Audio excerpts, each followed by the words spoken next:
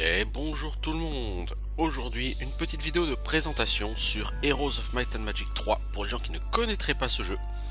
Donc pour commencer, on va faire le didacticiel, puisque c'est probablement le meilleur moyen de présenter le jeu.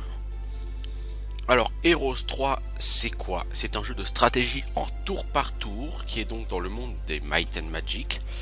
Il est sorti un an après le jeu Might and Magic 6, et les événements qu'il narre se passent à peu près en même temps que ceux de Might and Magic 6, mais sur le continent voisin, celui d'Erasia. Donc Erasia est un continent qui, tout comme celui d'Enroth, est livré à des problèmes, et en particulier une invasion de démons. Donc les démons que vous combattez sur Enroth dans Might and Magic 6, ici vous serez amené à les jouer ou à les combattre. Donc sur Heroes 3. La trame, c'est que vous allez rejouer en gros la reconquête d'Erasia par la reine Catherine. La reine Catherine, c'est la femme du roi Roland, mais c'est également la fille du roi d'Erasia. Et elle apprend que son père meurt juste avant les événements de Might and Magic 6. Et c'est pour ça d'ailleurs qu'on ne parle pas d'elle dans Might and Magic 6, la reine, parce qu'elle n'est pas là. Elle doit retourner à Erasia en urgence, donc pour les funérailles de son père. Sauf que quand elle arrive à Erasia, eh bien, le pays est déchiré par la guerre et les terres des humains sont conquises par des créatures venues des sous-sols. Et par des démons, bien évidemment. Donc, on a un gameplay qui sera extrêmement simple, mais en même temps qui sera difficile à maîtriser. Donc, une grande fenêtre qui est la vue d'aventure, en haut à droite la minimap. Sur la partie droite, vous avez beaucoup d'informations avec la liste de vos héros. Ensuite, vous avez un certain nombre d'icônes qui permettent d'accéder donc aux informations du royaume avec ce que vous produisez, à la carte des souterrains, aux options, plein de choses. Et à droite, là, vous voyez une espèce de petite maison, c'est la liste de vos villes. Pour l'instant, je possède une ville. Et dans l'encart en bas à droite, le héros sélectionné avec son détail. Donc ses caractéristiques, attaque, défense, savoir, enfin puissance et savoir. Et ses troupes, son moral, sa chance, sa mana. Tout en bas, vous avez une barre avec des ressources, donc du bois, du mercure, des pierres, du soufre, du cristal, des gemmes et de l'or.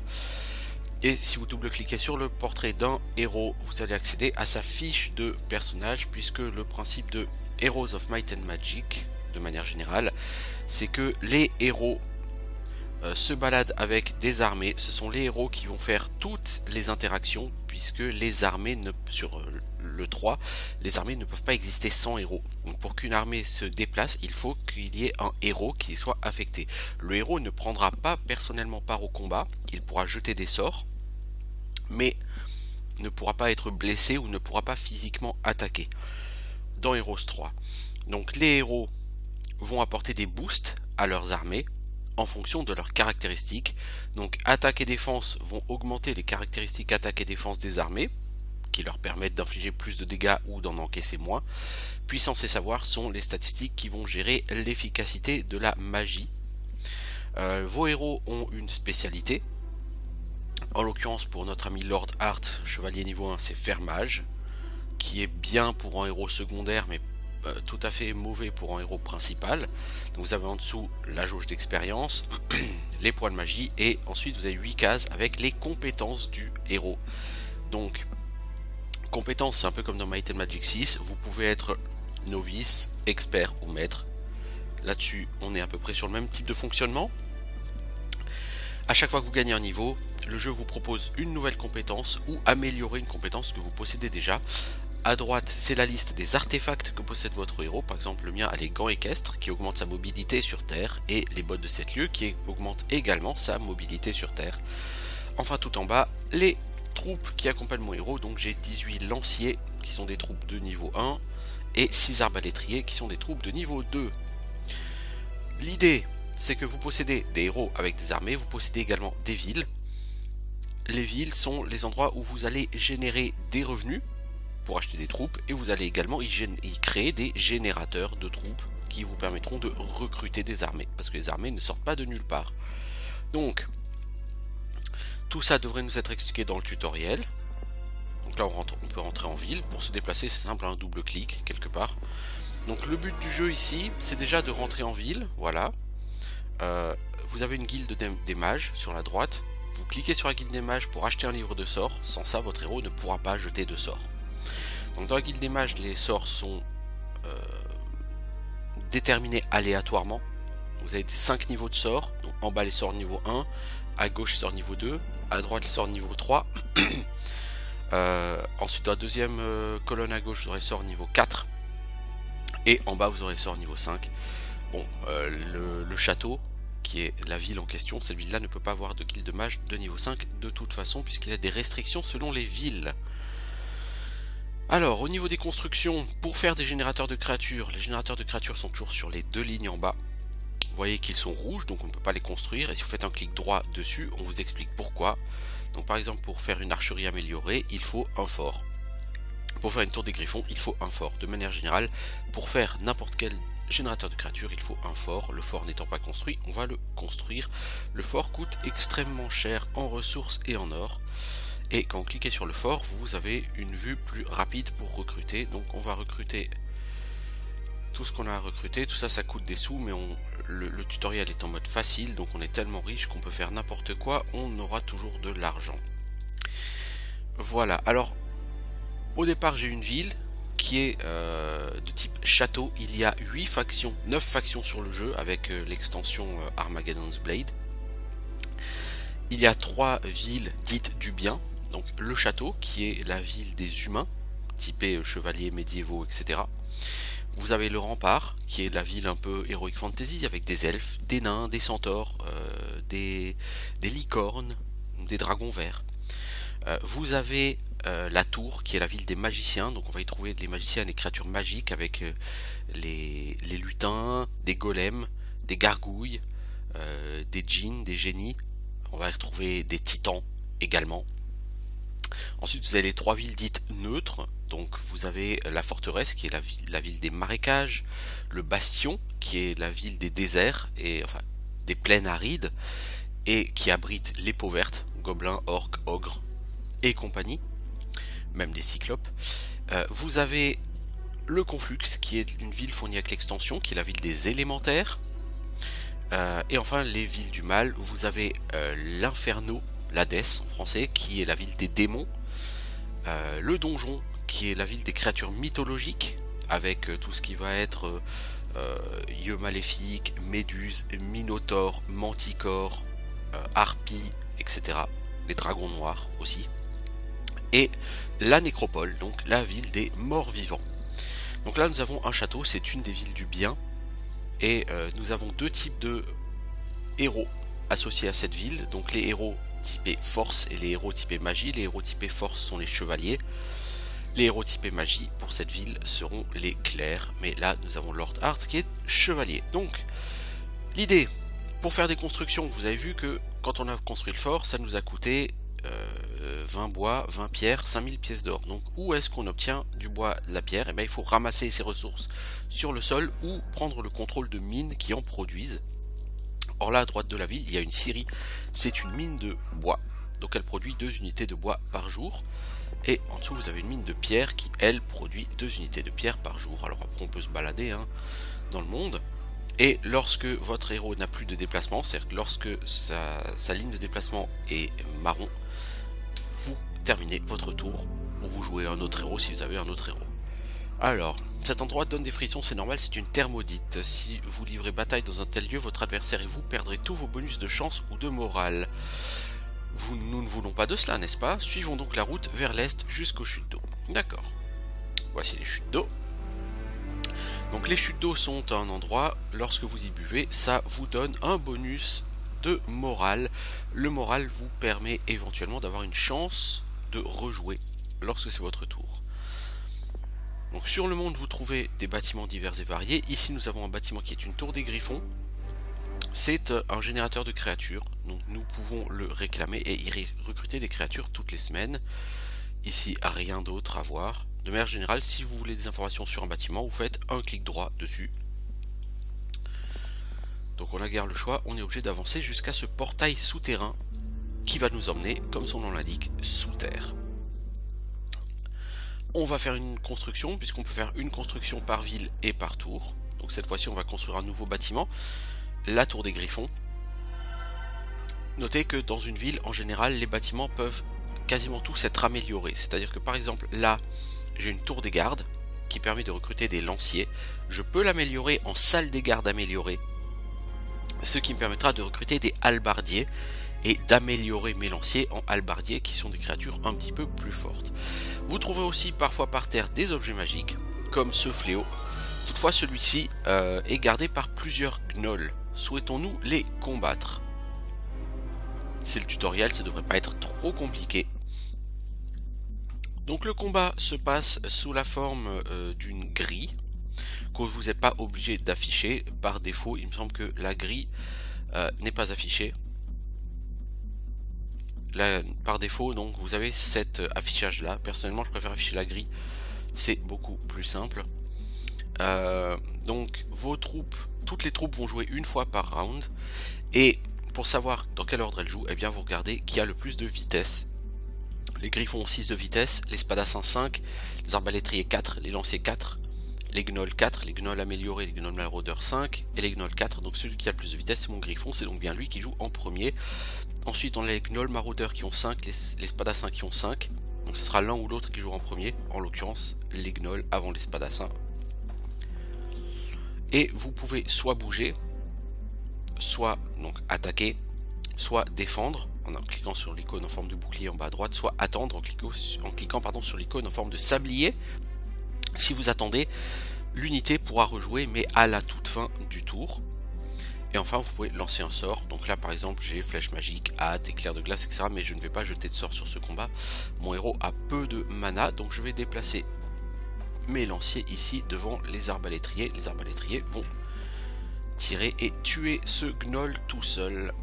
Et donc nous on ne bouge pas, on attend que les gnolls avancent et on va laisser nos arbalétriers les tirer comme des lapins.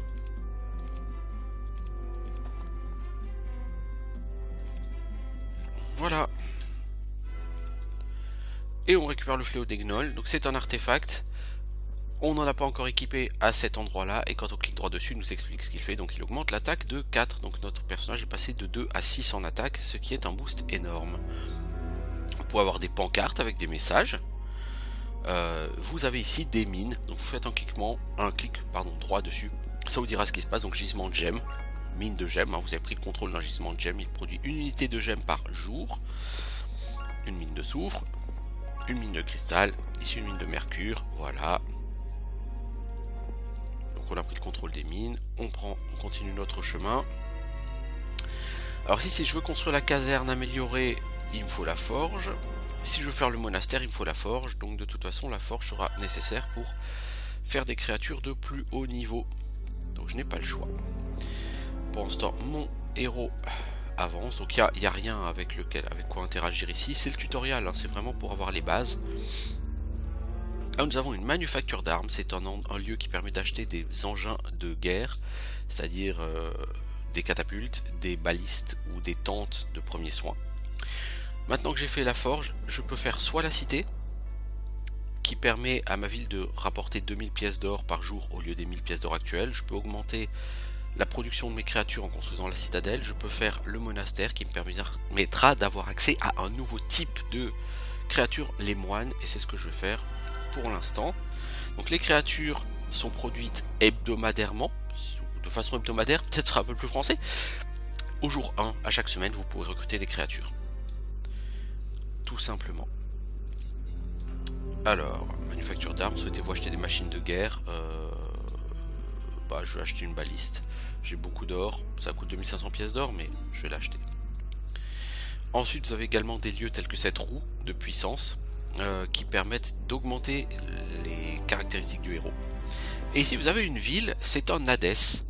Il est gardé par des Gogs, des démons cornus, des seigneurs, enfin des servants des abîmes, des cerbères et des archidiables. Les archidiables sont extrêmement puissants, mais comme nous approchons de la ville, nous avons 5 archanges qui viennent à notre rencontre et qui se proposent de nous aider pour vaincre ces troupes démoniaques. Donc on les recrute et on va attaquer cette ville pour la capturer. l'écran de siège. Vous avez donc les fortifications ici qui empêchent les troupes d'infanterie de passer.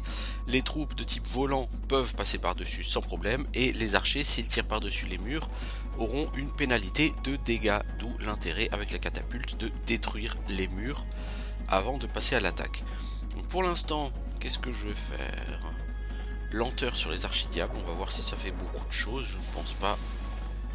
Alors il a mis ses archidiables devant ses gogs. Ces gogs là sont des tireurs, donc il les protège, ce qui est tout à fait intelligent, pour que eux puissent me canarder. Si vous êtes en défense et que vous êtes derrière les murs, vous n'avez pas de pénalité de dégâts à tirer par-delà les murs. Donc eux peuvent me shooter en faisant un max de dégâts, et moi mes tireurs ne leur feront que des dégâts minables. Donc effectivement c'est très bien joué de sa part. Vous voyez, il m'a tué 4 arbalétriers d'un coup. Il est bien évident que moi je pourrais pas tenir le choc. Moi je lui ai même pas tué un gog. Donc ce sont mes archanges qui vont faire le boulot. Archange, c'est la créature la plus puissante du jeu.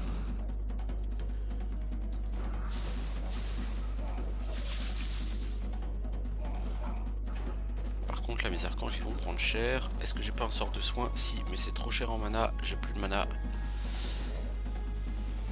Ces gogs font définitivement très mal. Allez, spadassin, tapez sur les perfouettards. Ouais, ok. D'accord. Pas très efficace tout ça. Les archanges, vous allez me tuer les archidiables s'il vous plaît. J'ai perdu un archange. C'est pas un combat facile. Oh, c'est un combat que vous pouvez pas perdre parce que vous avez quand même beaucoup trop d'archanges, mais quand même. Il a combien de points de vie? Lui, il reste 3 points de vie. Bon, allez, je peux l'achever. Les archanges ont également la capacité de ressusciter des troupes. Donc je pourrais ressusciter des spadassins, des arbalétriers. Je vais ressusciter mes spadassins. Et je vais aller taper sur... Voilà. Les gogs, je les achève. Je reçois 2500 points d'expérience. Du coup, mon personnage va gagner du niveau. Je pourrais prendre la compétence tactique ou faire mage. Faites un clic droit sur chaque compétence, il vous indique quel est l'effet de cette compétence. On va prendre charisme ici. Et vous pouvez rentrer dans la ville, et là vous avez accès à une nouvelle ville. Donc vous voyez, on n'est pas du tout sur la même interface, c'est normal, c'est pas le même type de ville. Par contre au niveau des bâtiments, on reste dans le même ordre d'idées. Donc on a le bâtiment de production d'or en haut à gauche. Le fort juste à côté, pour savoir s'il y a un fort, s'il n'y a rien, s'il y a un fort, s'il y a une citadelle, s'il y a une bastille. La taverne qui permet de recruter d'autres héros, la forge, l'entrepôt, etc. Bon, des bâtiments divers et variés, et tout en bas, les bâtiments de production de créatures. Les créatures ici n'étant pas les mêmes que dans ma ville de départ, je vais pour l'instant me contenter de développer ma ville de départ, et on me propose l'Arche Céleste qui est là le bâtiment de plus haut niveau de ma ville et qui permet de recruter des anges. Et si je l'améliore, je pourrais y recruter des archanges, ce serait absolument magnifique. Alors ici, il n'y a pas de guilde de magie, ça ne m'arrange pas beaucoup. Mais c'est pas grave, donc on va continuer notre chemin. Alors ici, qu'est-ce qu'on a? On a un chantier naval qui me permet de construire un bateau. Construisons donc le bateau et prenons-le.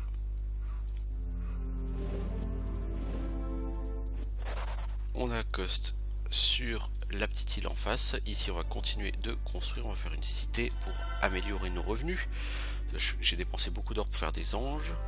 Ici pour faire une cité il me faut guilde des mages niveau 1, taverne et forge. On va commencer par la taverne. Et ensuite Lord Hart. Il se trouve face à Sharna, c'est un héros de la nécropole avec des morts vivants. Elle a une horde de squelettes, beaucoup de zombies, plusieurs vampires, ça ne devrait pas poser de problème. Vu mes 4 archanges, elle est la tactique, donc elle peut modifier la disposition de ses troupes au début du combat. Elle a 1, 2, 1, c'est un héros débutant. Moi j'ai un héros qui est relativement costaud en attaque. Qu'est-ce que je vais faire? Bon, allez, je vais mettre un petit coup de bouclier sur mes archanges et je vais lancer mes archanges sur les squelettes. Voilà, ça devrait vraiment être assez facile. Certaines créatures ne provoquent pas de riposte. Par exemple, les vampires, c'est leur cas.